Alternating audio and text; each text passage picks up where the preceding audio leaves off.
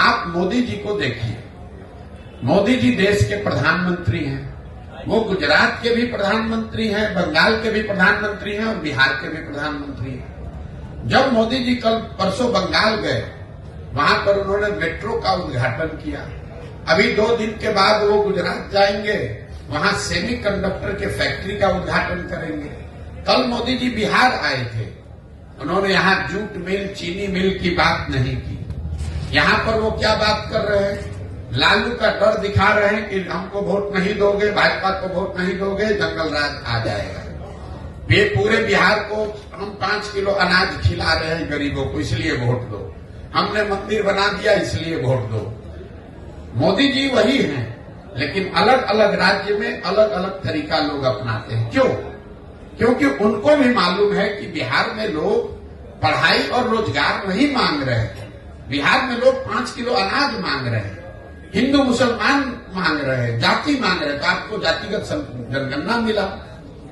जो चीज आप लोकतंत्र में मांगेंगे वही तो मिलेगा। हम लोग इस पर चिंता करते हैं कि वोट किसको दिया जाए।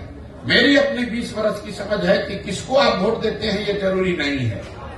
ज्यादा महत्वपूर्ण है कि आप वोट किस बात के लिए देते हैं। एक और आपको आंकड़ा दे रहा हूं, जितने दक्षिण के राज्य हैं जो आज देश में आगे हैं, केरल, तमिलनाडु, कर्नाटक, आंध्र प्रदेश, तेलंगाना, कोई भी ऐसा राज्य नहीं है जहां एक व्यक्ति 10 वर्ष से ज्यादा मुख्यमंत्री लगातार रहा हो। लेकिन बिहार में आप देख लीजिए, 32 वर्ष से लालू नीतीश, इसके आगे हम लोग देखने को तैयार ही नहीं है। ये इसलिए है कि जाति धर्म के नाम पर बंधुआ मजदूरी हो गई। एक आदमी बन गया, अब वो और उसके बच्चे ही यहां पर आगे चलाते रहेंगे। तो नई हवा, नई सोच, नया प्रयास हो नहीं रहा है। इसलिए नहीं हो रहा है कि समाज उसके लिए वोट नहीं कर रहा है। तो जब तक आप समाज में ये सुधार नहीं लाएंगे कि मेरे भाई तुम पाकिस्तान और पुलवामा के लिए वोट दे रहे हो, जबकि तुम्हारे बच्चे जाकर गुजरात में, तमिलनाडु में मजदूरी कर रहे हैं, तो तुम्हारा भला कैसे होगा? जितने मुसलमान समाज के लोग हैं, मैं 18 महीना से पैदल चल रहा हूं। 5000 से ज्यादा गांव में जाने के बाद मैं रोज मंच से कहता हूं कि दलितों के बाद सबसे ज्यादा गरीब, बदहाल, फटेहाल अगर कोई बिहार में है तो मुसलमान है। लेकिन 32 साल से मुसलमानों ने लालटेन का साथ नहीं छोड़ा है। इस 32 साल में मुसलमानों ने कभी ये नहीं पूछा लालटेन से कि आप सड़क मंत्री हैं तेजस्वी जी, हमारे गांव में सड़क क्यों नहीं बना?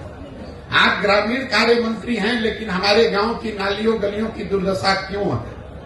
आप स्वास्थ्य मंत्री थे, हमारे बच्चों के लिए अस्पताल, दवा, डॉक्टर क्यों नहीं है? आप शिक्षा मंत्री थे, हमारे बच्चों के लिए पढ़ाई क्यों नहीं? मुसलमान इन सारे परेशानियों के बावजूद जाकर उसी लालटेन को वोट दे रहा है। यही हाल भाजपा के वोटर का है। कोई नहीं पूछ रहा है मोदी जी से कि भाई आप देश में इतने बड़ी बड़ी बात कह रहे हैं, बिहार की बंद चीनी मिल, जूट मिल कब चालू होगी ये बताओ। आप बताइए, देश में कौन ऐसा उद्योगपति है जिसको अगर मोदी जी ये कह दे कि तुमको बिहार में जाकर चीनी मिल लगाना है और उसका हिम्मत है कि वो कह दे कि नहीं लगाएंगे? फिर मोदी जी ने ये क्यों नहीं कहा? इसलिए नहीं कहा कि उनको मालूम है कि ये काम करे चाहे न करे, बिहार की जनता हमको मुफ्त में वोट देगी ही देगी। उनको मालूम है कि बिहार की जनता भाजपा को सिर्फ एक बात पर वोट देगी, लालू का डर दिखाते रहो, वोट बोड़ा में लेते रहो, मंदिर और अनाज की बात करते रहो, लोगों से वोट लेते रहो। इसी तरह लालू जी को पता चल गया है कि मुसलमानों के लिए काम नहीं करना है, उनको सिर्फ भाजपा का डर दिखाते रहना है। ना उनको भागीदारी देनी है, ना हिस्सेदारी देनी है, उनको किरासन तेल बनाकर अपने लालटेन में जलाते रहना है।